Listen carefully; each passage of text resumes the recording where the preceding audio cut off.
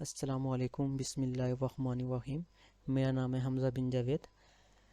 हमारी economic series चल रही है जिसमें हमने अभी तक यूटिलिटी को डिस्कस किया था।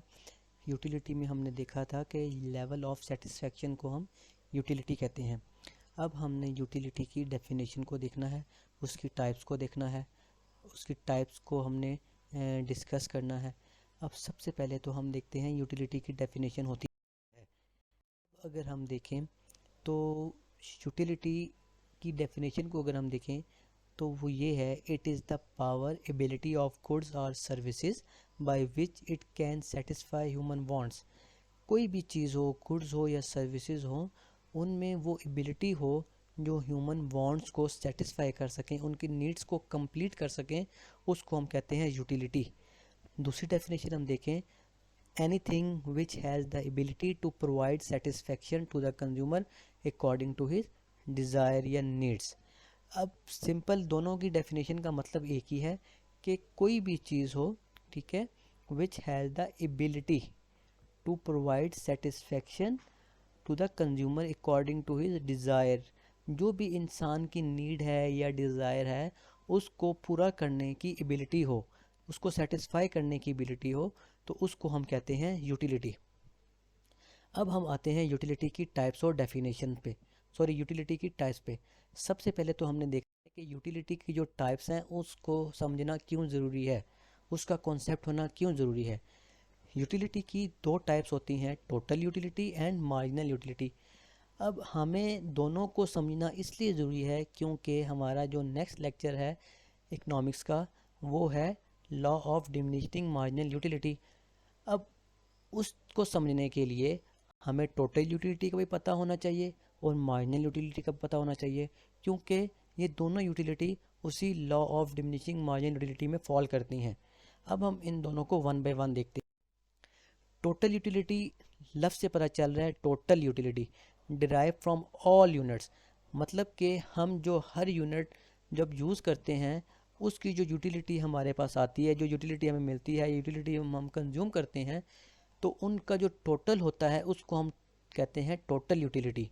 The utility derive from all the units of commodity consumed by human, या कोई भी कुछ भी कह सकते हैं आप। तो जो हम टोटल यूटिलिटी हम कह सकते हैं कि जो हमारी ओवरऑल यूटिलिटी होती है, कि अगर वन लेवल पे हमारी 10 है, सेकंड पे हमारी 8 है, थर्ड पे सेकंड पे हमारी 18 है, थर्ड पे हमारी 24 है, तो जैसे जैसे वो इंक्रीज़ हो रही है तो इन सब का जो टोटल होगा वो हमारी होगी टोटल यूटिलिटी। अब हम आते हैं मार्जिनल यूटिलिटी की तरफ। अब मार्जिनल यूटिलिटी भी अगर मार्जिन वर्ड से देखें तो डिफरेंस को कहते हैं। तो मार्जिनल यूटिलिटी का मतलब ये है कि जब हम हर यूनिट जब हम यूज़ करते हैं तो नेक्स्ट यूनिट और प्रीवियस यूनिट में जो डिफरेंस होता है उसको हम कहते हैं मार्जिनल यूटिलिटी। अब मार्जिनल यूटिलिटी को हम यहाँ पे यूनिट्स भी कह सकते हैं। यहाँ पे देखें लिखा हुआ है द एक्स्ट्रा यूटिलिटी। एक्स्ट्रा मतलब अगर हमने 1 यूनिट यूज़ किया, हमारी यूटिलिटी थी 10, सेकंड में हमारी यूटिलिटी होगी 18, तो इन दोनों का जो डिफरेंस होगा वो होगा 8, तो वो 8 जो है वो हमारी होगी मार्जिनल यूटिलिटी। अब यहाँ पे डेफिनेशन में है the extra utility or satisfaction which consumer get from one additional unit.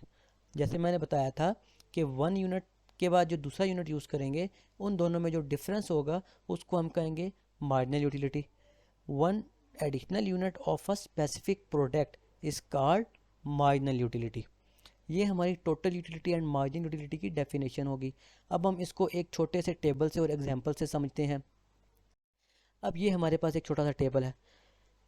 अब देखें, अब हम कोई चीज़ अगर यूज़ कर रहे हैं तो फर्स्ट यूनिट पे हमारी जो टोटल यूटिलिटी थी वो भी 10 थी और मार्जिनल यूटिलिटी हमारी फर्स्ट यूनिट पे वो भी 10 थी। जब हम दूसरा यूनिट यूज़ करेंगे तो हमारी जो टोटल यूटिलिटी होगी वो हमारी 10 प्लस 8 वो हमारी हो जाएगी 18। मगर मैंने पीछे कहा था कि मार्जिनल यूटिलिटी क्या होती है, फर्स्ट यूनिट और सेकंड यूनिट का डिफरेंस। तो यहाँ पे हमारा जो सेकंड यूनिट था वो हमारा था 18 और फर्स्ट यूनिट था हमारा 10, तो इन दोनों का जो हमारा डिफरेंस है वो हमारा है 8। तो हमारा मार्जिनल यूटिलिटी जो हमारी है वो हमारी 10 से कम होके 8 पे आ गई। इसी तरह हमारी टोटल यूटिलिटी जो हमारी थर्ड यूनिट पे थी वो थी हमारी 24, जबकि हमने तो 24 कैसे की, हमने बीच में 6 यूनिट्स को ऐड कर दिया, 6 को ऐड कर दिया तो हमारी वो 24 होगी। इसी तरह जब हम मार्जिनल यूटिलिटी को देखेंगे तो वो हम देखेंगे 24 में से जब हमने 18 को माइनस किया तो वो हमारी आ गई मार्जिनल यूटिलिटी 6। हम यहाँ पे सिंपल ये कह सकते हैं कि जो मार्जिनल यूटिलिटी होती है हमारी वो हर यूनिट के साथ डिक्रीज़ होती है। जैसा कि यहाँ पे हम देख सकते हैं, पहले पे 10 थी, दूसरे पे 8 थी और तीसरे पे हमारी 6 थी, जबकि हमारी टोटल यूटिलिटी हर यूनिट के साथ इंक्रीज़ होती है। फर्स्ट पे हमारी 10 थी, सेकंड पे हमारी 18 थी और थर्ड पे हमारी 24 थी। ये था हमारा आज का लेक्चर जिसमें हमने total utility and marginal utility को डिस्कस किया था। अब हम नेक्स्ट लेक्चर में इंशाल्लाह law of diminishing marginal utility को देखेंगे। अल्लाह हाफिज़।